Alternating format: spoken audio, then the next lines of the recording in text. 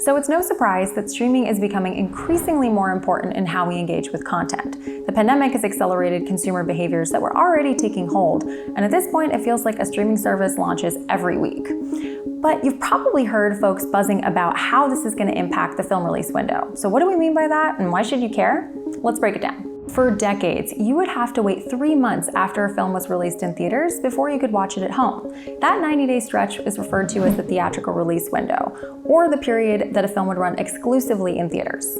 But with the pandemic, a traditional theater run has been challenging to say the least. Because of that, studios have pursued other release strategies to 1, recoup as much of that film cost as possible, and 2, test different direct-to-consumer strategies.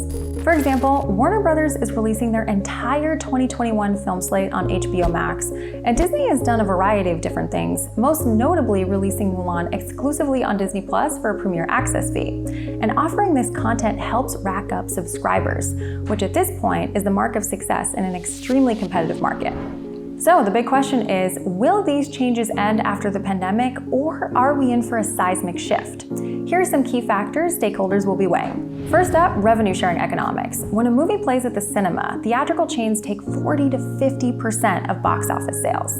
On the other hand, platform partners like Apple or Google take 30% of in-app purchases. And if a consumer bought Mulan directly from DisneyPlus.com, Disney kept 100% of the revenue, much better than that 50-50 split. Data is also a critical piece of the puzzle. If I go watch a Marvel movie in theaters, Disney has no idea who I am or what my preferences are. But if I watch that same movie on Disney Plus, they know everything from how many times I've watched other films like Frozen to even how my ESPN fantasy football team is doing. And spoiler alert, is not doing well.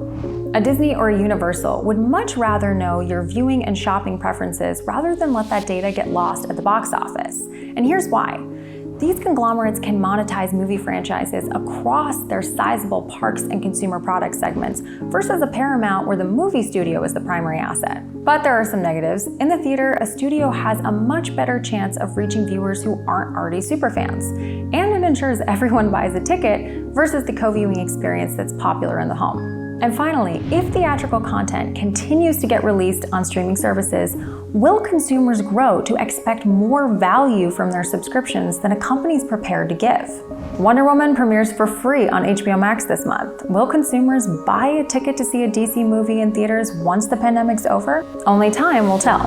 So what comes next? Well, Disney has already announced a slew of feature films exclusively for Disney+, and Universal has negotiated a shorter theatrical window with AMC. And with theater chains hanging on by a thread as the pandemic drags on, there may be lasting changes.